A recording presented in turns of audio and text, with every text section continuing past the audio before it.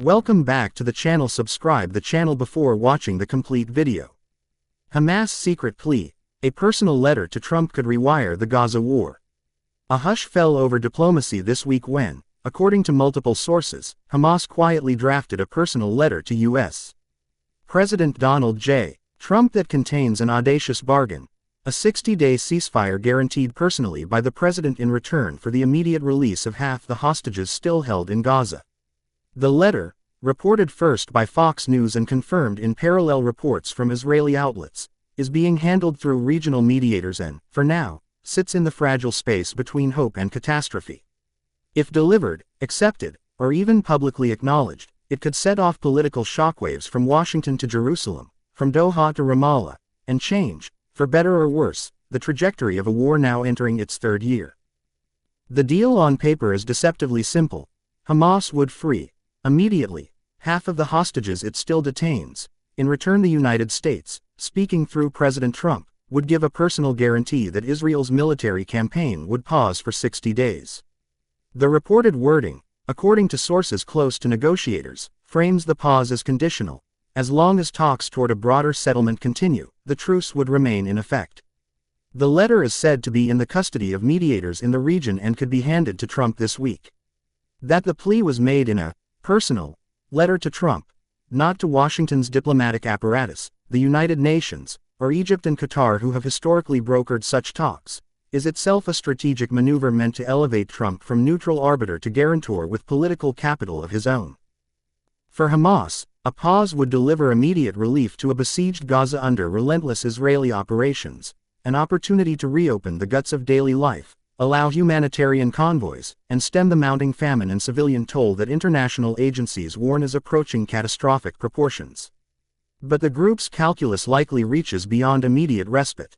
A 2-month breathing space could let Hamas consolidate governance arrangements inside Gaza, reconstitute logistics, and seek international recognition or political breathing room, all in return for the leverage value of releasing hostages to a sympathetic middleman.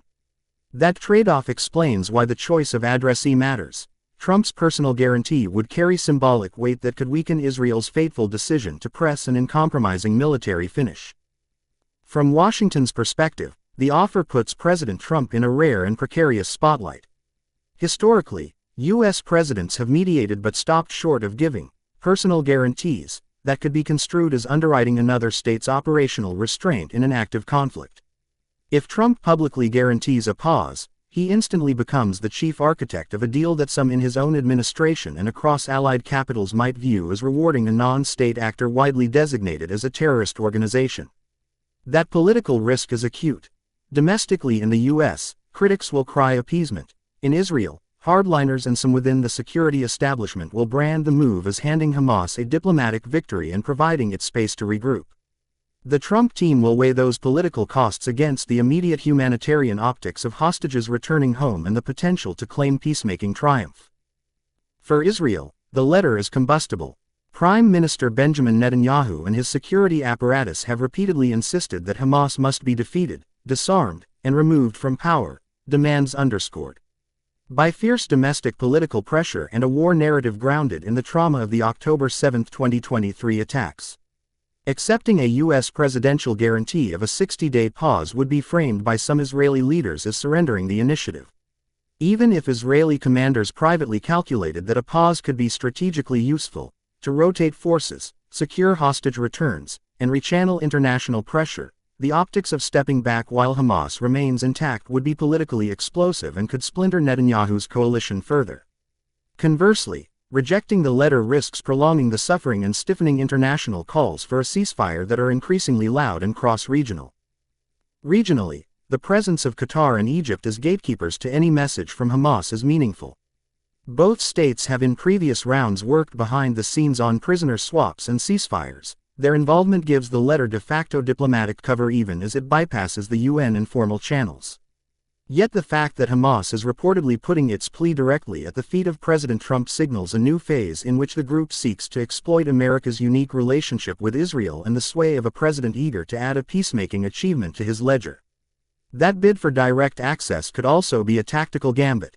If Trump rebukes or ignores the plea, Hamas can still claim it extended a hand and portray the rejection as a moral failure by the U.S., useful propaganda for recruiting and for shaming reluctant international actors. On the humanitarian front, a 60-day pause would present immediate, measurable benefits. Aid corridors could reopen, hospitals could breathe easier, and the UN and NGOs could attempt to triage Gaza's collapsing public health and food systems.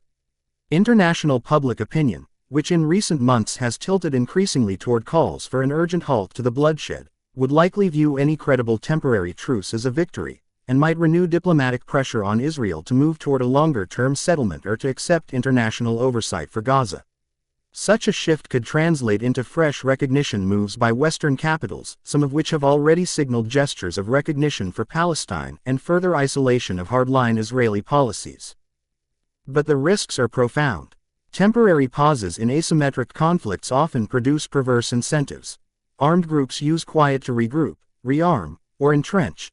Territorial control maps can be frozen in ways that complicate later settlements, and the political narrative of who won becomes contested.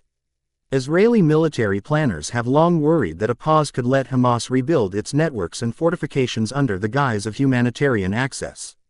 Opponents of such pauses will point to past ceasefires where armed actors exploited quiet to prepare for renewed fighting, and will demand ironclad verification mechanisms, notoriously difficult when the guarantor is an individual president rather than an international monitoring body. Diplomatically, the letter tests the strength and limits of U.S. influence. The United States has, in recent days, vetoed UN measures calling for an immediate ceasefire, moves explained publicly as defense of Israel's right to self-defense and a push for negotiated outcomes that do not empower Hamas. A unilateral Trump guarantee, therefore, could clash with long-standing U.S. policy norms, creating confusion in multilateral venues and potentially triggering a backlash among U.S. allies who prefer robust, multilateral ceasefire enforcement. If Trump accepts and secures release of hostages, he wins a dramatic moment of statesmanship. If the pause unravels, the U.S. risks being blamed for facilitating a breach and could see its credibility among partners decline. Domestically in Israel and within Palestinian politics, the letter could shift balances. Within Hamas, leaders who favor political engagement over total militarism could point to the hostage release as a bargaining chip worth more than continued fighting that decimates Gazan society. Within the Palestinian Authority and among other factions, the move could be portrayed as a usurpation of Palestinian diplomatic legitimacy, or alternatively, as a pragmatic step toward relief for civilians. For Israel's opposition and parts of its security community that have voiced unease about the campaign's strategic aims, the letter may provide a pretext to urge restraint and push for negotiated outcomes. The net result: the letter is less of a single decisive move than a detonator that will detonate different contending narratives simultaneously. Another axis of consequence is hostage politics. Hostage releases are uniquely human and emotionally charged events. Their effect on public sentiment can be immediate and profound. For Israeli society, the sight of loved ones returning can shift public mood toward relief and potentially open political space for compromise. For families and communities traumatized by years of uncertainty, each returned captive rewrites the moral ledger. Hamas, fully aware of this dynamic, knows that even a partial release could credibly argue that it acted to save lives, thereby complicating Israel's moral case for total military victory. At the same time, Israel will insist on verification, phased releases, and reciprocal guarantees, and will likely press for conditions such as prisoner exchanges or demilitarization steps to be part of any durable deal. There is also the geopolitical theater to consider. Regional powers, notably Qatar, Egypt, Saudi Arabia, and the UAE, are watching closely. Saudi and European pushes for recognition of Palestine are already reshaping diplomatic incentives, and middle powers may use any truce as leverage to extract guarantees about Gaza's future governance. Iran, which backs some Palestinian factions, will calibrate its messaging to avoid ceding influence. Russia and China may seize diplomatic openings at the UN or in bilateral talks to grandstand against Western policy. In short, a letter that appears modest, 60 days for half the hostages, has the potential to redraw alliances and bargaining positions far beyond Gaza's shores. So what happens next? Practically, the ball is with the White House. Officials must decide whether to accept a role as personal guarantor of a pause, to pass the plea to formal diplomatic channels, or to decline and let mediators press the case. Each choice carries costs. Acceptance risks alienating key Israeli officials and domestic constituencies wary of rewarding Hamas. Refusal risks leaving a humanitarian opening closed and losing the moral high ground in the court of global public opinion. The most probable near-term outcome, given the fraught political terrain, is cautious engagement. The White House will likely consult regional mediators, Israel, and key allied capitals before publicly committing, even if behind the scenes it signals willingness to broker a narrow, verifiable pause. There is also a wild card: leaks and timing. The very public leaking of the letter's existence, through U.S. media, Israeli live blogs, and social platforms, puts pressure on all actors. If Hamas timed the revelation intentionally, it may be seeking to create leverage by forcing public expectation and humanitarian outrage onto decision-makers. If the leak was accidental, it still constrains options. Silence becomes politically untenable when cameras and families watch for every twist. In either scenario, the drama is now public. The next 48 to 72 hours could determine whether the letter becomes a turning point, or a footnote in a war that has already recorded too many tragedies. The moral core of the dilemma is stark.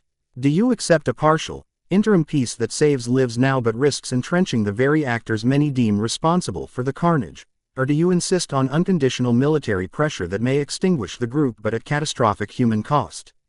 There are no clean answers. What is certain is that a personal letter addressed to one man, a president with outsized influence, polarizing domestic politics, and a taste for headline deals, has suddenly become a pivot point.